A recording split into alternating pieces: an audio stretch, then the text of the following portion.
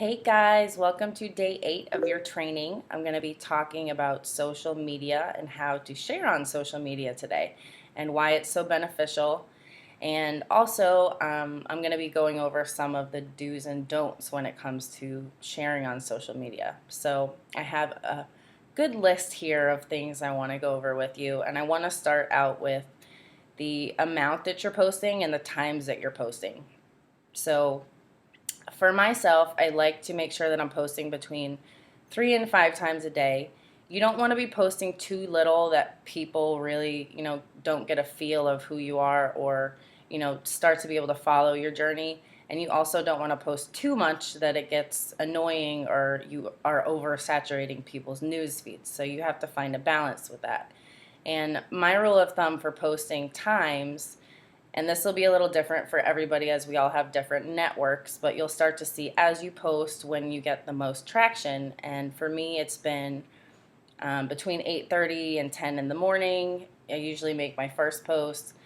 My second post is usually between 12 and 3 p.m. And my last post of the day is usually between, I'd say, 7 to 9:30 at night. And that's when I get the most response on my posts. So, make sure that you're only posting one thing that's Beachbody related every single day. You don't want to have your entire, Facebook wall just saturated with Beachbody because that can be really overwhelming and come off as kind of salesy or annoying to some people, especially if they're not understanding what you do. So just be aware of that.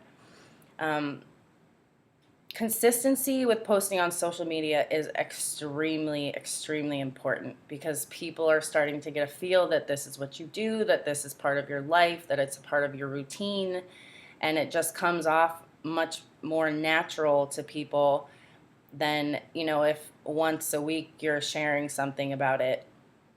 It's hard for people to follow and really get a feel that it's a part of your life. So try to be really consistent with your posts. And also,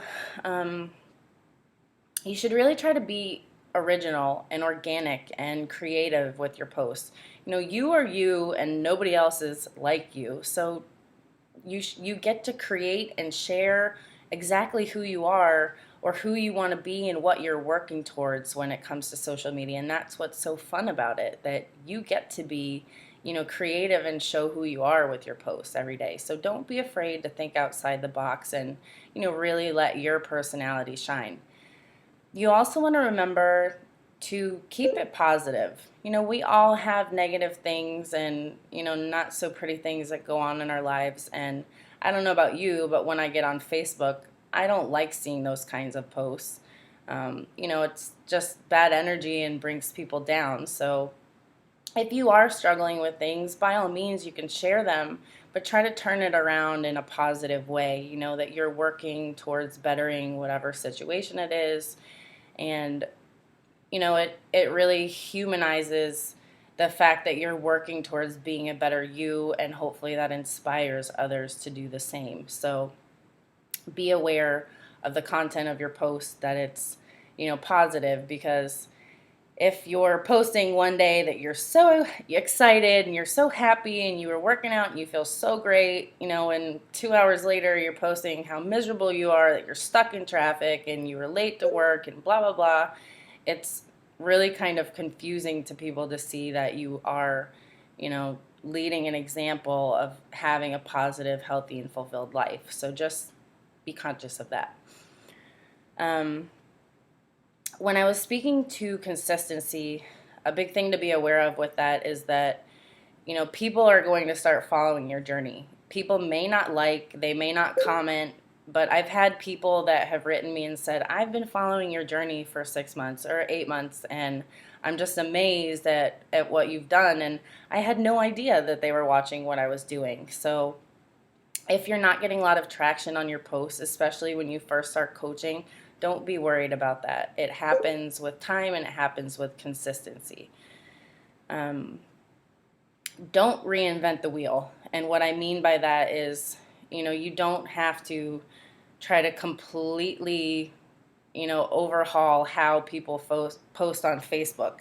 There's a lot of coaches in this company that have really honed in on what works with sharing on social media. So my suggestion would be to follow some of the top coaches, or follow some of the coaches on your team that are really having success, and kind of look at what they're posting and what they're putting out there, and think about what you want to put out there as yourself as a coach.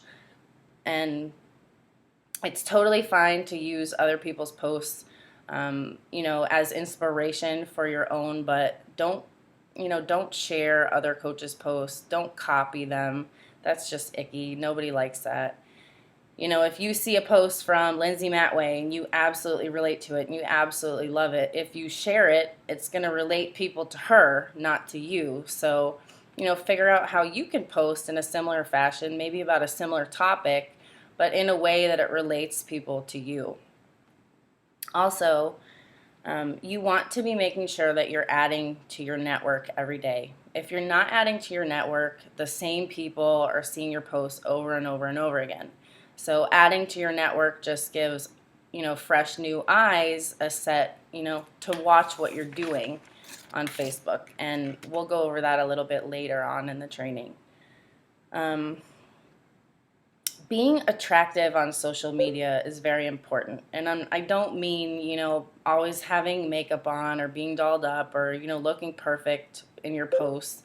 I mean, think about who you follow. Think about what you like about their posts. Think about, what inspires you, what draws you into those people. Because you're really going to start attracting people that are attracted to what you're putting out, and you want to make sure that you're being yourself so that you're attracting the right people to you, people that relate to you, and people that can relate to your journey and your story, and you can really create a connection with. So I wanted, like I said earlier, following other coaches is a great idea to get inspired, and we'll post a list of coaches that we suggest to follow to get some great ideas from about social media and how to utilize it. And my biggest don't is don't be salesy. It's so icky.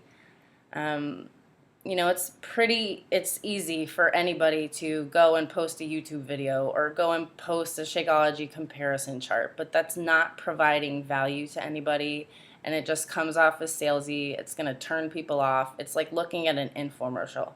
You are so much better than that. You have a story to share. You have, insight that you can, talk about. You can talk about your journey, your struggles, what you've overcome, what you're working towards overcoming. There's so much more to you than just, posting a link about Shakeology and saying buy here. If you do that, you're doing yourself a disservice, and it's probably going to get you blocked by some people, and you don't want that. So, just whatever you're sharing about, relate it back to you and relate it back to your story, and really be genuine in what you're sharing. That's always the best way to go about it. There's a little thing that I learned when I went through Coach Basics, and it says, facts tell, stories sell. So you're going to kind of become a professional storyteller of sorts when you're sharing on social media. You're sharing the emotions behind things and how this has changed so much for you and why you love it so much, so that people can relate to it. And, don't be afraid to get a little bit out of your comfort zone. Share a before and after picture. Share something about your journey that you're not really that comfortable with, whether it's, I've been doing great with a 21-day fix and I fell off and I ate ice cream tonight. No, you shouldn't be doing that a lot, but people do struggle with things like that, and it makes you human and it makes you relatable. So don't try to be perfect. No one's perfect, and nobody can relate to someone or a coach that is perfect. There's a good reference when you're making a post. You want to think about, does it empower somebody? Does it inspire somebody? Does it create a call to action for somebody to want to make a change in their own lives? Does it entertain them, whether it's something funny or something happy? Does it make them really think, dig deep about something within themselves that they want to work on to better themselves? And, you know, don't just scramble to come up with a post just to put something out there. If you're not really thinking a post through, just don't post it at all.